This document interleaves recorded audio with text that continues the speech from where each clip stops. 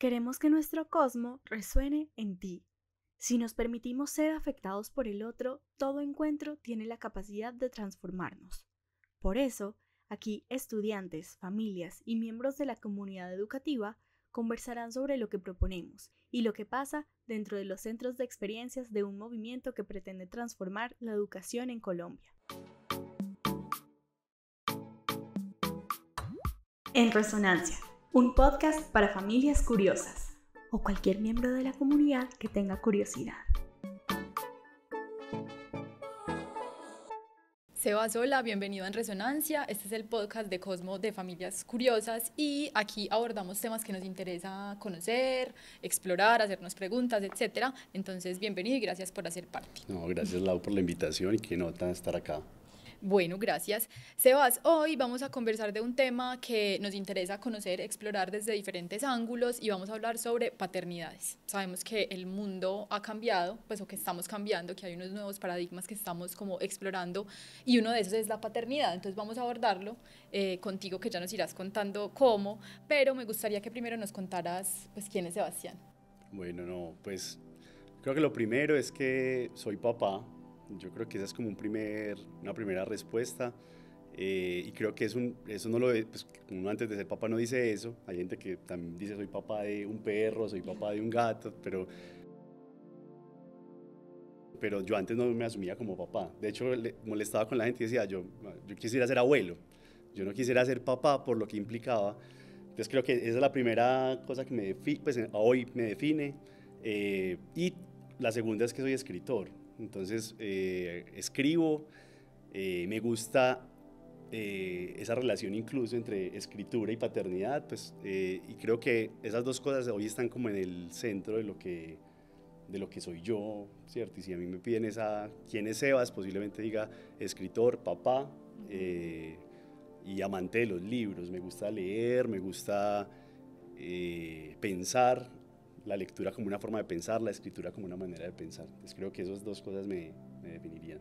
Me gusta mucho eso que decís porque creo que hablar de paternidades y de que un hombre se defina como papá es raro, ¿cierto? Eso apenas está empezando a suceder. Antes era más fácil que una mujer dijera yo soy mamá y además soy esto, esto y esto, que además es una pregunta que también se nos abre a las mujeres y a quienes deciden ser mamás, pero es importante cuando un hombre se asume desde ese lugar y desde ese rol. Voy a dejar ese tema como un momentico porque lo vamos a ir explorando alrededor del episodio, pero yo les quiero contar que el año pasado Sebastián sacó Pájaros Muertos, que es su primer libro de cuentos además, y pues Sebastián él explora sobre todo como esa... que como esos límites tal vez a veces de como lo raro, lo ético, ¿cierto? No temes tampoco en explorar como cosas que podrían parecer malas, entre comillas, en unas comillas muy grandes. Entonces, quisiera que nos contaras y que les contaras a quienes nos escuchan como esos temas que aparecen en tu literatura, ¿cierto? Como qué es lo que te interesa narrar y por qué decidiste escribir cuentos, pues como finalmente qué es lo que querés mostrar de la humanidad ahí. Listo, no, pues yo creo que primero como que la escritura es una forma de preguntarse cosas, ¿cierto? Como una manera de indagar, de explorar, de escarbar un poquito en uno mismo y decir, bueno, ¿qué encuentro acá emocionalmente? ¿De qué me doy cuenta? No soy del tipo de escritor que como ya tiene claro el rumbo y sabe para dónde va el texto y ya sabe cómo termina, entonces sabe todo el trayecto.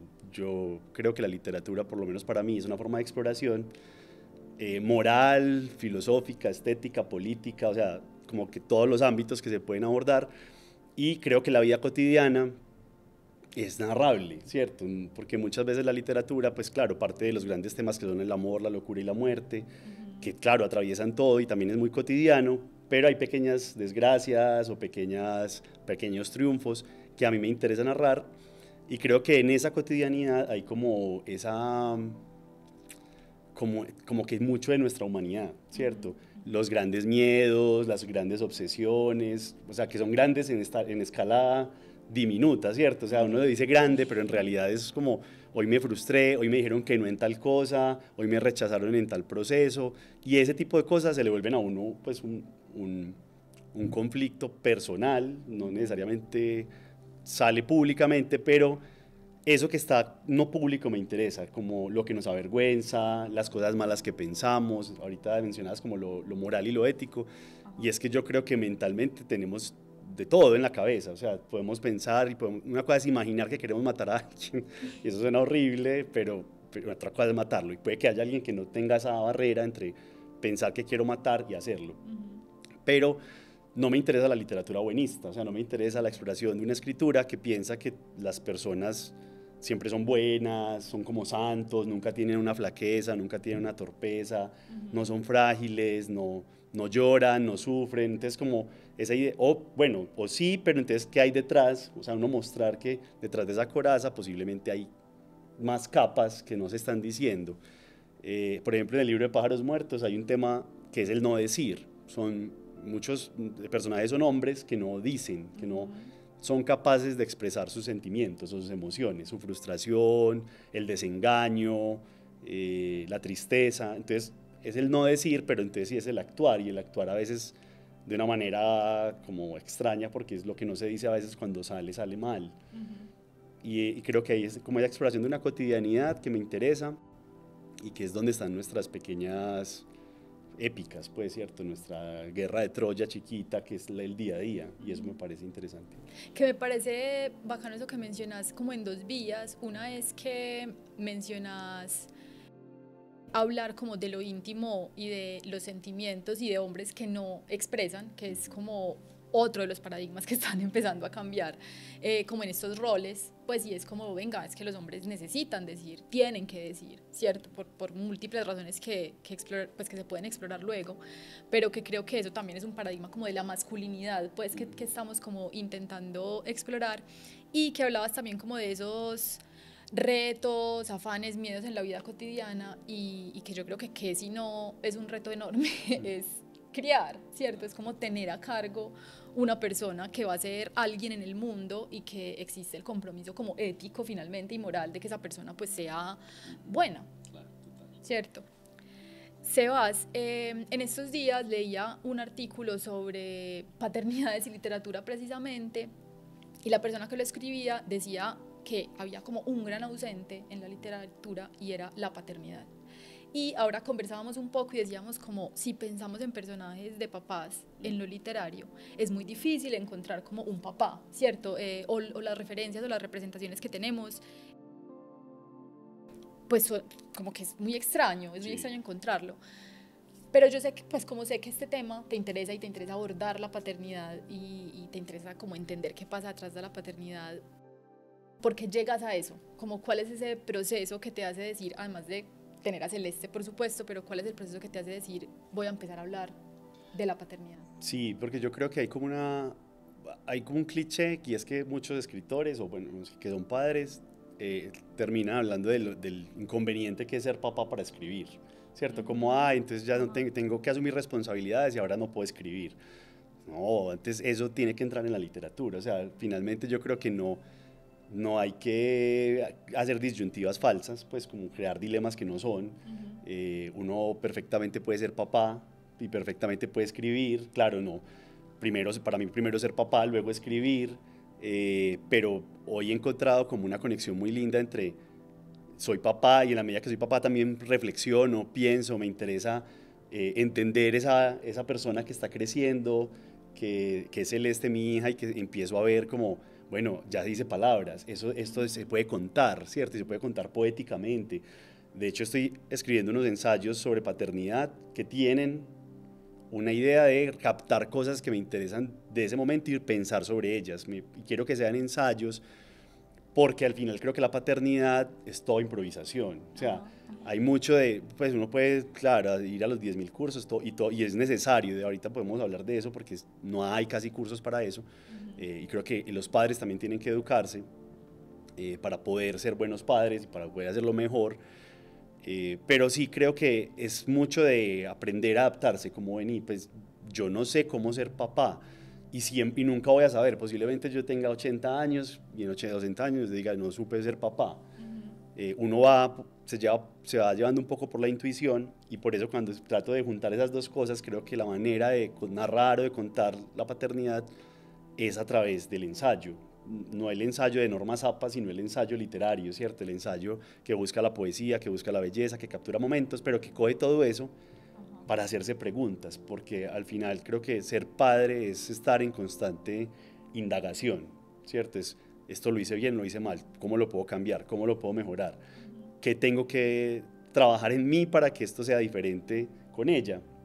Entonces creo que esos dos temas se pueden unir, no se tienen que separar, pueden entrar en la literatura, pueden entrar en la reflexión escrita, y para mí por lo menos ha sido como una manera de refugiar incluso las cosas malucas que yo pienso de la paternidad, porque también creo, ya ahorita que hablamos de lo cotidiano, es que hay mucha gente que escribe para quedar bien, ¿cierto? Entonces yo escribo cosas para que digan, wow, qué gran papá el que es Sebastián. Y en realidad, pues no me interesa que digan que Sebastián es un buen papá, me interesa que digan es una persona humana, que cuando la hija se despierta 3 veces en la noche quiere asesinar el mundo porque dice, puta, otra vez, no tengo los ojos ya rojos, tengo ojeras, al otro día veo el mundo y lo veo perverso porque no he dormido bien y porque eso me afecta a la psiquis. Eso también hay que contarlo, ¿cierto? Y posiblemente no es la mejor versión de Sebastián, pero es importante que esté ahí porque hace parte de todo lo que somos. Somos todas esas cosas bonitas, pero también esas cosas como que hicimos. Y es mejor exteriorizarlas de una manera estética a ir a hacerlo de otra forma. Pues yo creo que la literatura, las artes, la música, la danza, ayudan a que eso salga de una manera, por lo menos que es bella para el mundo. Y que además, pues pasa algo yo creo que con el mundo artístico, en este caso la literatura, y es que no deja de tener una relación muy estrecha lo que es la representación literaria de lo que ocurre en el mundo, ¿cierto? Entonces cuando hablábamos como, claro, hay este gran ausente es la paternidad, eso también nos está hablando de qué es lo que pasa en América Latina, por lo menos con los papás y con las figuras paternas que tenemos alrededor, y explorar eso pues a través de lo literario, de una expresión artística, creo que hace también que tangencialmente se cambien otros paradigmas. Ahora decías una cosa que a mí, pues que me parece muy linda, y es como, no es que yo no pueda ser papá y escribir, o sea, yo tengo que sacar el tiempo y no deberíamos crear una disyuntiva, y es muy loco porque del otro lado el relato para las mujeres ha sido distinto, ¿cierto? Ha sido como, o eres mamá o haces lo otro. Entonces, encontrar como la posibilidad de que criar es un asunto que tiene cabida en el mundo creativo, yo creo que eso es importantísimo, pues es como un descubrimiento súper necesario también. Hablemos de esas representaciones literarias del padre. Sí, yo creo que es muy tesa la representación de los padres en la literatura. El texto más clásico pues de literatura universal es el de Kafka al padre, que es una carta de reproche, es una carta quejándose del papá, ¿cierto? Y hay mucho escrito sobre el papá de uno, ¿cierto? Mi papá esto, mi papá aquello, esa muerte del padre que habla del psicoanálisis, bueno, el papá tal cosa.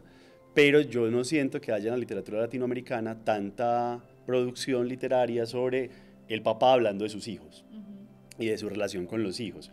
Empezamos a ver algunos textos que empiezan a salir, pero sobre todo en los últimos años, pero no es una representación de otro tipo de paternidad. Sí, a ver, creo que Latinoamérica se caracteriza por el padre ausente. Pues, seguro no todos los papás son así, esto es una generalización, y cada caso es una singularidad, pues un cuento distinto, pero creo que sí es una mezcla muy extraña, porque es la paternidad ausente en la familia y en el hogar, pero como desde el punto de vista político es la presencia absurda de lo paterno, es decir, estados paternalistas o estados, de hecho la palabra patria, ahora que estoy escribiendo sobre paternidad, patria significa la tierra de los padres, lo que me parece una cosa muy, muy loca, porque creo que en Latinoamérica en realidad es la tierra de las madres, o sea, sería como una especie de matria, porque han sido las mamás las que realmente han estado en la tierra, han tenido la presencia, entonces es muy contradictorio eso de patria como tierra de padres cuando en realidad los padres no están,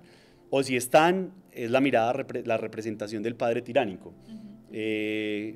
García Márquez escribe El otoño del patriarca.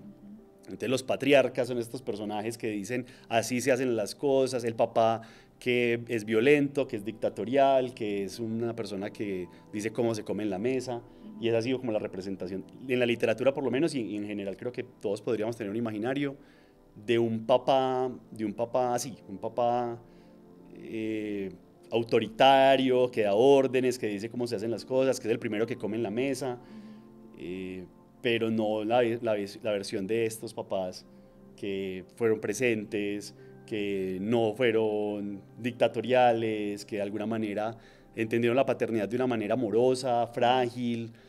Una de las cosas que veo es que es la figura de un padre duro, ¿cierto? Un padre que no tiene, que no se resquebraja, que no, es, pues, que no se rompe por ninguna parte, como que todo se lo traga y no lo dice. Y yo creo que hay que ir buscando unas paternidades que hablen, que expresen lo que sienten, que se conectan con la emoción, que son capaces de decir me equivoqué, porque también empiezo a ver que hay en los hombres y en los papás como un asunto de no me puedo equivocar, no puedo fallar porque yo tengo que ganar. Esa idea medio ridícula, y hasta pues me parece como machista de es que tenemos que ganar siempre y no podemos mostrar nuestra fragilidad porque eso es perder. Una idea incluso de un sistema como muy competitivo, que yo creo que hay que desarmar eso. Yo creo que hay que ser frágil, hay que mostrar que nos duele, mostrar que nos duelen las cosas, que nos avergüenzan ciertas cosas, que no sabemos casi nada de las cosas. Entonces, esa parte creo que hay que empezar a representar diferente en las artes, pues creo que en la literatura, en el cine, en la música, creo que hay que empezar a cambiar esa representación, y creo que también han venido cambiando. Lo que pasa es que todavía falta mucho, mucho por hacer, y pues creo que ahí está, y por eso es que me interesa escribir sobre paternidad, porque yo creo que hay un terreno muy, todavía mucho, o sea, mamás que escriben sobre su relación materna con sus hijos, han escrito mucho y ojalá sigan escribiendo un montón, pero de papás muy poquitos. Sebas, ¿y por qué crees que pasa eso? ¿Por qué será que los hombres no están escribiendo tanto sobre paternidad o apenas se están animando a escribir sobre paternidades? Yo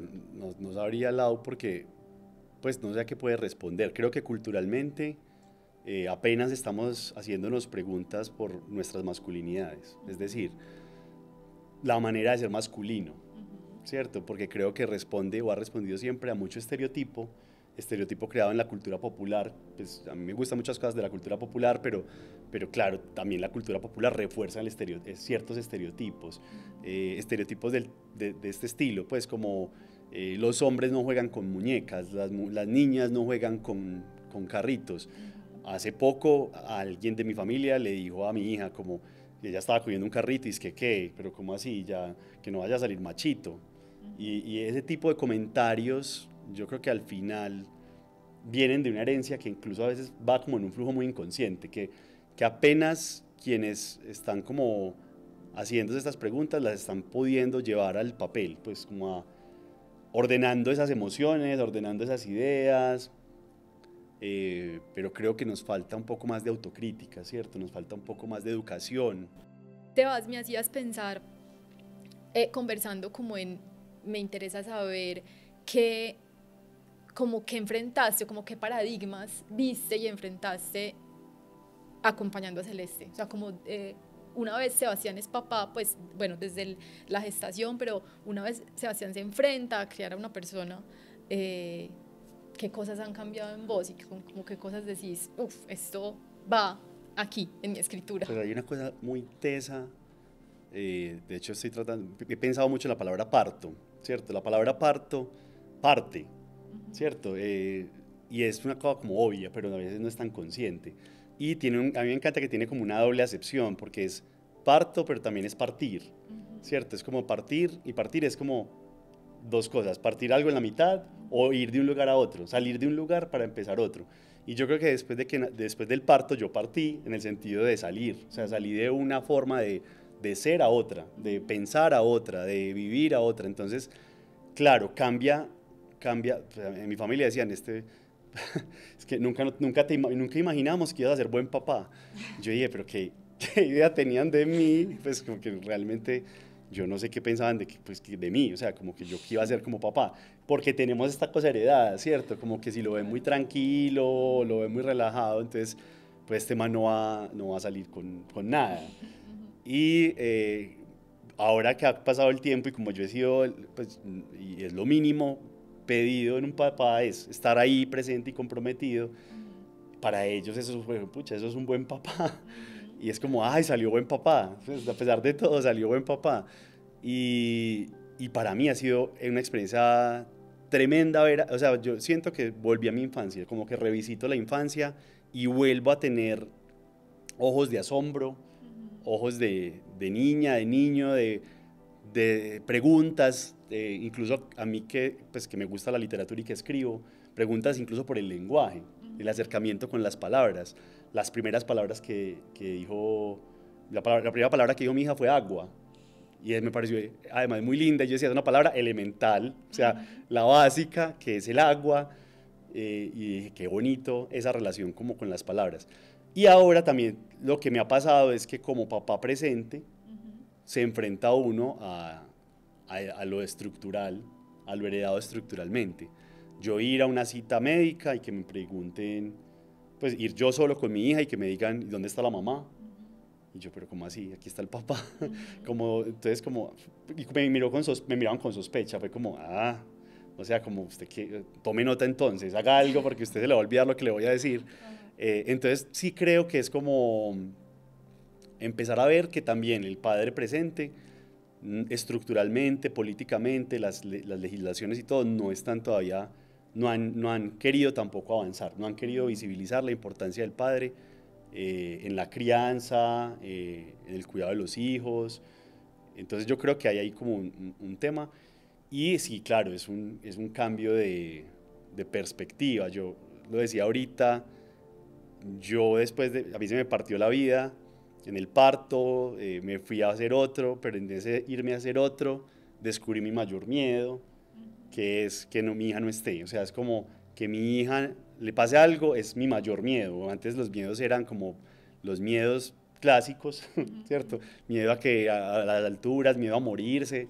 Hoy ni siquiera es el miedo a morirse, sino el miedo a perder por quien siento ese amor tan teso. Entonces, claro, ha sido revisitar un montón de cosas de la infancia, pero también como un laberinto emocional que uno va, en el que se mete, porque cada día es un día inédito para mí con Celeste. Mencionabas algo importantísimo, pues que finalmente es cómo estructuralmente logramos que haya unos cambios, pero también como que garantizamos que esas paternidades y esas maternidades sean presentes, existan, ¿cierto? Las paternidades y maternidades deseadas puedan como desarrollarse en pleno. Y yo creo que una cosa, pues, que está en la base finalmente es la educación, que es nuestro rol desde Cosmo.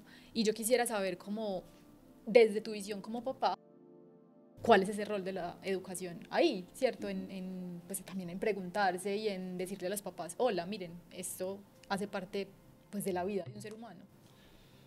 Sí, pues porque creo que el tema en la educación yo creo que la educación tiene una ventaja, y es que puede crear procesos, diseñar espacios, lugares para la reflexión, para ese pensamiento crítico, y creo que no solo se puede limitar a los alumnos, pues, o a las alumnas, o a los estudiantes. La palabra alumno a veces para mí es problemática, pero sí es como creo espacios para que también los padres, las madres, tengan acceso a preguntas frente a su paternidad y su maternidad. Espacios como este tipo de conversaciones, creo que al final trascienden lo que pasa en un aula, lo que pasa en un espacio de aprendizaje. Y hay que cuidar los espacios de aprendizaje, muy bien cuidados, que sean espacios intencionados para la pregunta. Y yo creo que para la experimentación, para la exploración, y creo que cuando se trata de paternidad, pues yo creo que al padre hay que vincularlo con esos espacios, hay que vincular al papá con su presencia y con el rol y con la importancia que tiene el aprendizaje, ¿cierto? Muchas veces nosotros como padres no tenemos las herramientas, como les decía ahorita, pues es como no hay tanto para los papás. Entonces creo que ahí hay un vacío, que es una oportunidad para hacer algo lindo ahí, para generar unas preguntas importantes desde todos los puntos de vista. A mí me gusta que las preguntas no sean solamente, como que no hablemos de política, no hablemos de esto, no hablemos de no, hay que hablar de todo eso. Justamente lo que no hay que hablar es que hay que hablar. Y en la paternidad lo mismo, no hable de la violencia de papá, no hable de eso, porque justamente lo que no se nombra, ¿por qué no se nombra? ¿Qué esconde lo que no se nombra? Y creo que la educación tiene eso de nombrar lo innombrable algunas veces, o sea, como poner sobre la mesa esas conversaciones que nadie, incluso a veces muchos padres, no se atreven a poner sobre la mesa. Entonces creo que puede ser un aliado La educación puede ser una aliada de la multiplicación de preguntas que al final enriquece la reflexión y permite que se creen nuevas representaciones. Por ejemplo, pasa mucho que pareciera que ese ámbito educativo está en lo materno también. Entonces, ¿cómo empezar a involucrar y a que aparezcan más papás y más papás? Pues porque finalmente eso también hace parte como de ese rol pues que cumplimos socialmente cuando estamos acompañando a alguien, ¿cierto? Como a aprender. Sebas, bueno, yo creo que nos toca ir como terminando, pero como yo sé que tú eres un súper lector, un gran lector, además, Sebastián, además de ser un gran escritor, es un gran lector muy minucioso, yo quisiera que nos recomendaras como un par de lecturas relacionadas con eso que tú tengas en la cabeza y que quieras dejarnos aquí. Bueno, no, a mí me encanta hablar de libros y libros sobre la paternidad, pues hoy mucho más, o sea, creo que ahí está empezando a salir una producción escrita sobre libros sobre paternidad e incluso sobre maternidad. Leo mucho, o sea, me encantan porque también la forma en la que las mujeres se acercan a la maternidad y de cómo las mamás ven a los papás, eso me parece súper interesante porque ahí se delatan muchas cosas. Hay un libro, pues ahora en la literatura contemporánea hay mucho de eso, o sea, hay un escritor chileno que se llama Alejandro Zambra. Alejandro Zambra tiene 2 libros en los que creo que trabaja la paternidad full, o sea, una cosa que uno siente que el man se mete a fondo y lo asume como de manera radical. Uno se llama Poeta Chileno, una novela, donde trabaja la mirada de qué es un papá, qué es un papá ausente y cómo entra un padrastro, y cómo entra un padrastro comprometido, porque esa es otra forma de paternidad. No necesariamente el papá es el papá legítimo, sino que a veces el papá es un papá asumido como rol, ¿cierto? Es el papá que asume ser papá.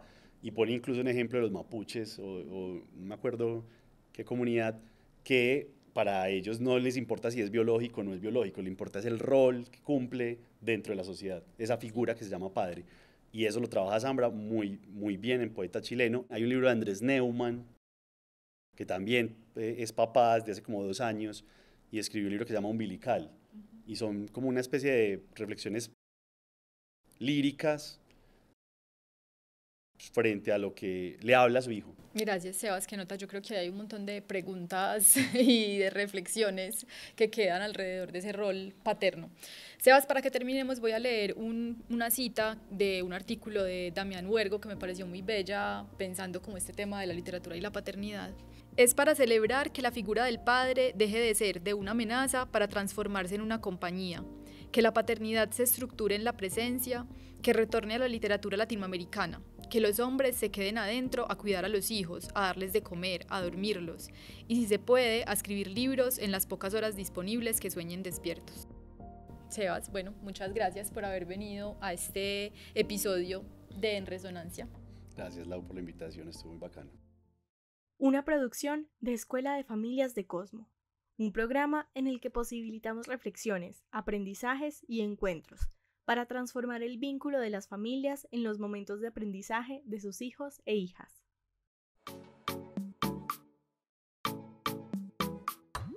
En Resonancia, un podcast para familias curiosas o cualquier miembro de la comunidad que tenga curiosidad.